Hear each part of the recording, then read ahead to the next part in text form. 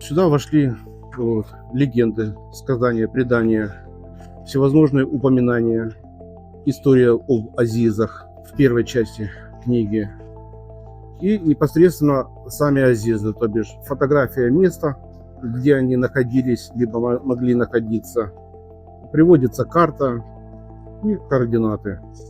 Встречайте! Это долгожданная книга крымского исследователя Александра Аникина «Крымские азизы. Тени забытых предков». В нее вошла информация о всех святых для крымских татар местах, которые автор изучал в течение 4 лет. Труд получился объемным, больше 400 страниц, иллюстрированных авторскими фотографиями. Как Кандараки писал, каждое крымское село имело своего азиза, а то и несколько.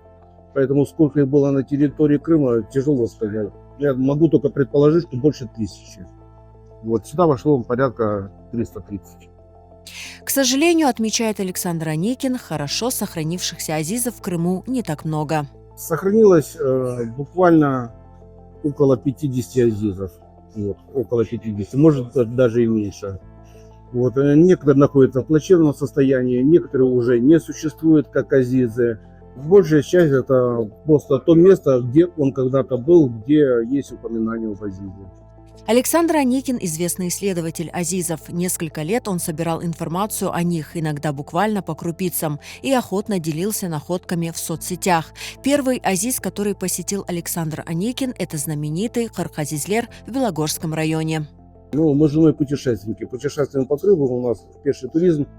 Путешествуем более 10 лет. И как-то, сидя за компьютером, я попал на список, опубликованный в «Голосе Крыма», который опубликовал Нариман Абдулвапов, крымские азизы. Посетив один, я как-то стал интересоваться, стал читать больше, посмотрел его историю, и как-то это оно затянуло меня.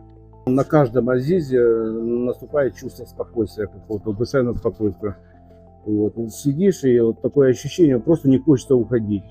В Крыму еще остались азизы, которые Александр Аникин не исследовал, поэтому его увлекательная и полезная работа продолжается. В планах у автора дополнить издание новыми сведениями.